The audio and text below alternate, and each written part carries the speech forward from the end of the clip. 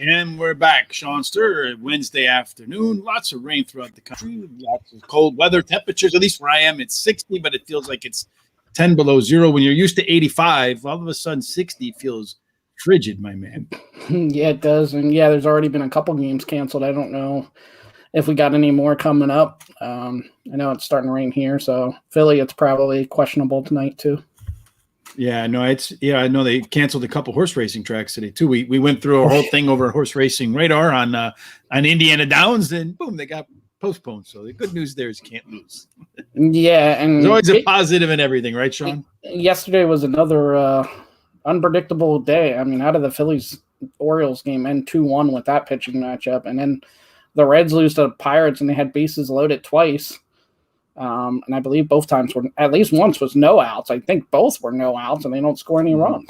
It's just crazy. Well, that is kind of nutty. My Cubs kind of did the same thing here last night. They got behind, and they kept getting the bases loaded and having a chance to get back in the game, or even before they got out of the game, to blow the game open and fail to convert. Like Ian Happ can get a hit when nobody's on base, but if there's somebody on base and Ian Happ is the third out, you can pretty much, if you're on one of those apps where you can bet like in game, and if the bases are loaded and there's two outs and you need Ian Happ to get a hit, I think you can go ahead and take Ian Happ that he's not going to get a hit and probably come out all right. Yeah, you can actually do that on DraftKings. You just got to be like a batter ahead. You got to do it quick. They flash real quick. Yeah, so anytime Ian Happ is up and he's got runners in scoring position, just go ahead and he's going to make an out. You can pretty much count on that. That's a damn near lock. If the game is out of hand, then he's got a chance to hit a home run. But in any case, I got a new betting strategy for the Cubs too, Sean. Stay away. I think you can probably figure out what it is. Stay away the last 11 games here or whatever. No, I don't think staying away is the right angle. I have a better idea, Sean. Wait for them to get ahead and then bet the other team. Yeah, there you go. Because you're going to get a plus line because the other team was behind. They weren't really ahead yesterday. Yeah, they were. They were ahead 3-2 at one point. Oh, okay. Yeah, you wouldn't have got enough of a line, If it was a win or doesn't matter, you would have gotten the plus 9 because it was like the fourth or fifth inning. I don't think so. Not with the Cubs.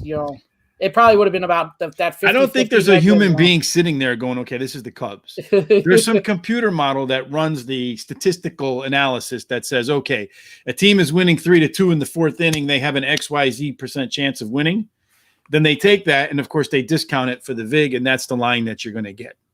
Yeah, well, my new strategy is I can tell you in the next week and a half, 2 weeks here, I am not taking the Cubs. No? No. Well, at least don't take them when I take them. Yeah, that's definitely where we went wrong. Yeah, so for me, thank you, because I went 4-2 and a third last night, and one of those two was a game we agreed on. Stinking Cubs that actually got the lead and then gave it up. All right, so let's talk baseball tonight, Sean. See if hopefully we don't agree on anything, because that would make me feel better, maybe make you feel better too. Washington and Miami, I was an idiot. I took Miami yesterday. I'm an idiot 1 day in a row, never 2 days in a row. So I'm going to pass on the Marlins tonight, although 75% of the money is on the Marlins tonight against Washington. But for whatever reason it is, I think I've bet on the Marlins twice in the last 10 days or something like that. And in both games, they scored only one run. So I want to do their offense a favor and stay away. Yeah, so, I'm usually the idiot anyway, so I'll be the idiot today. I like Miami. I like this pitching matchup, and Miami before yesterday was the hotter team. So I think they have a huge advantage with Hernandez going over Gray here.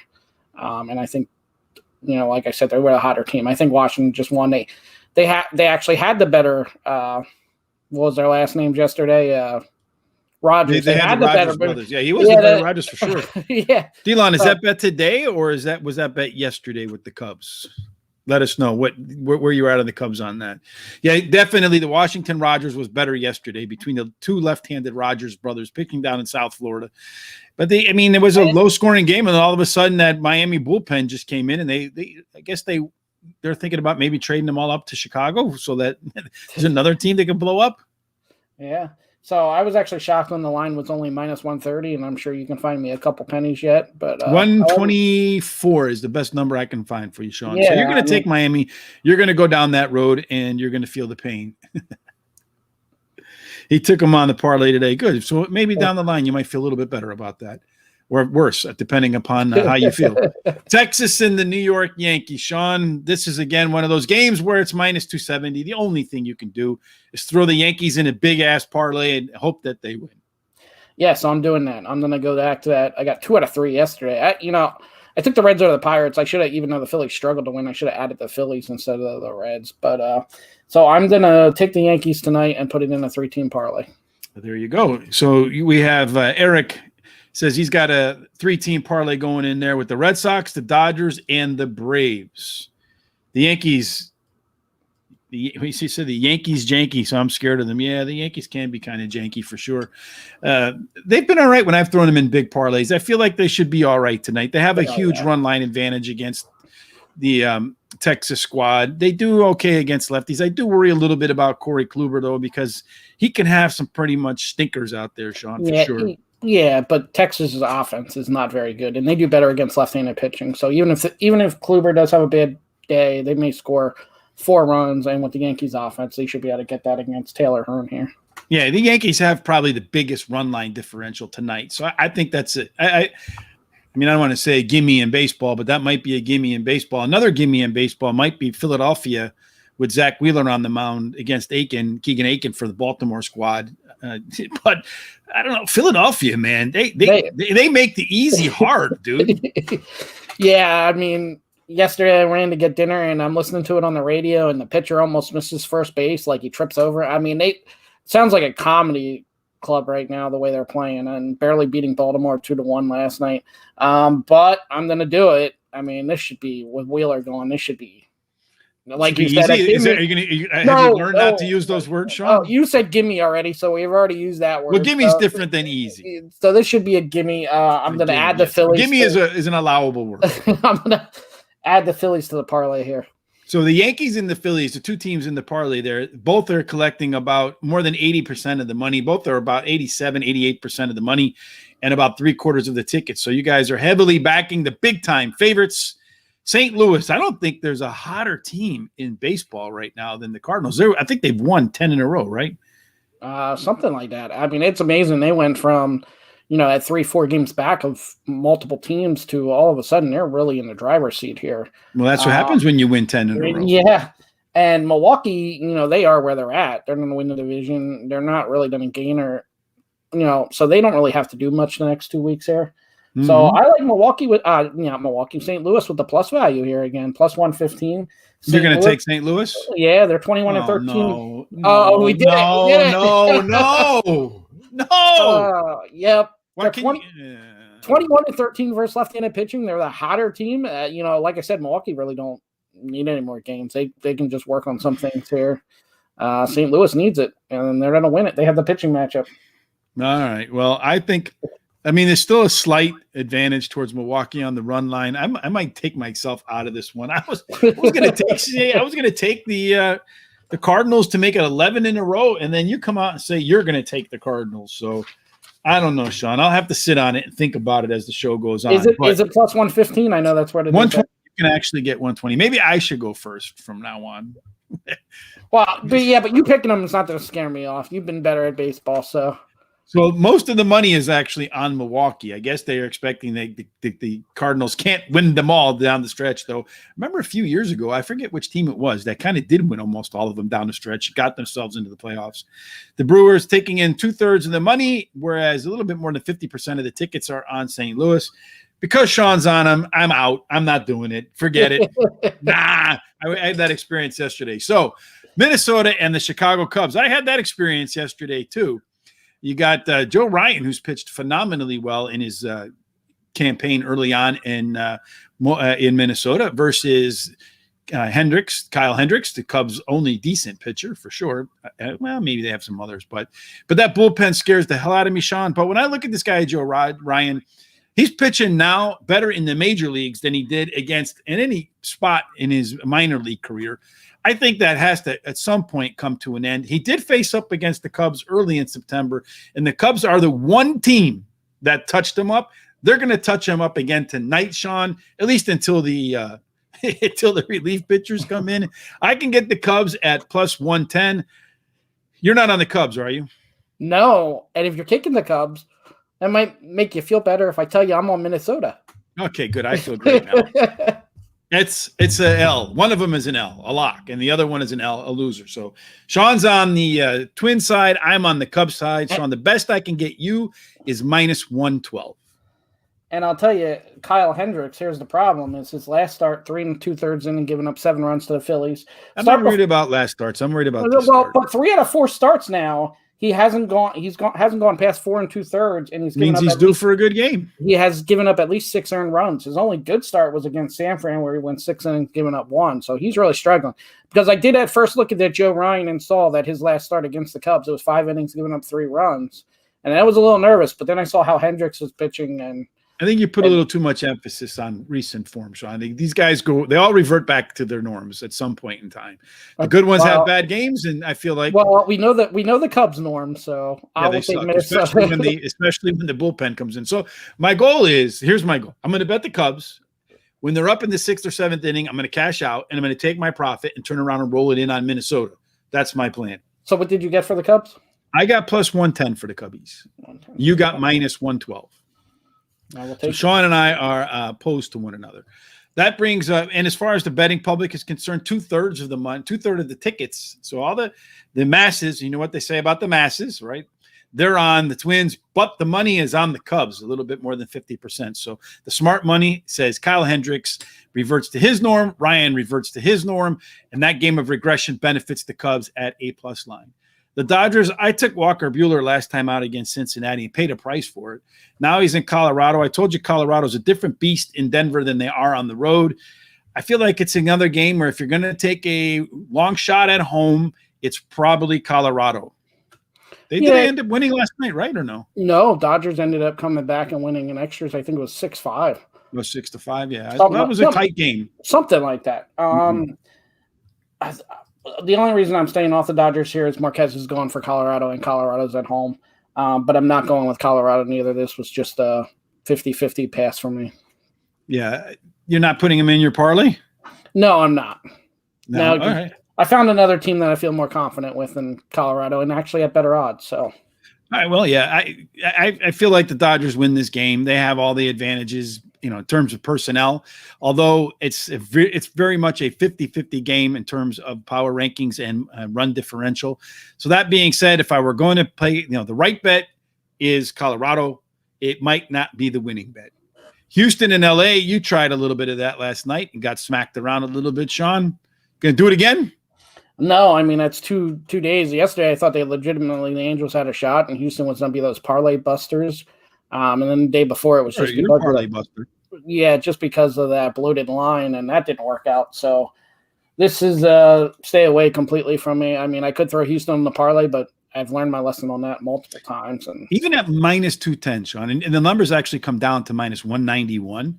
So at minus 210, where they were earlier in the day, that means basically 2/3 of the time that they play, the Houston should win this game. That's the implied probability of that line, minus 210. The simulator says that they win at 67%. So even at minus like 190, 195, where you can get it, 191, there is value, believe it or not, in Houston at minus 191, which is kind of hard to believe, but you're actually getting a discount on the Astros at that number. I'm not going to take them because I don't like to go over minus 167. The Braves came through for me last night against Arizona. They'll probably come through again tonight. And I got a feeling, Sean, this is probably your other end of the parlay. It is not. All right. But I think there's only a couple of games left. I don't know. I think we actually skipped a game that my third parlay here. The Mets in Boston. All right, there you go. Yeah. That's what.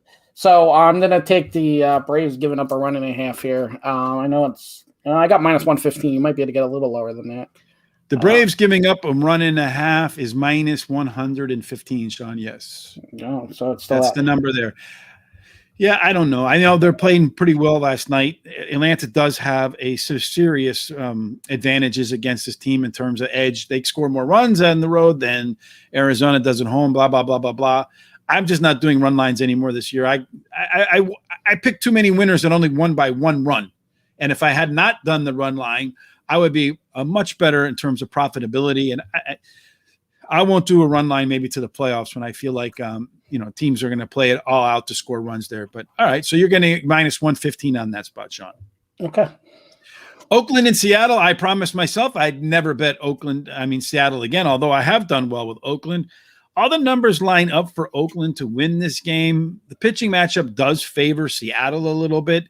So maybe you could think about taking Seattle in a little bit of a plus line. I would lean the A's at minus 140-ish. That's about where they at. You can get minus 136.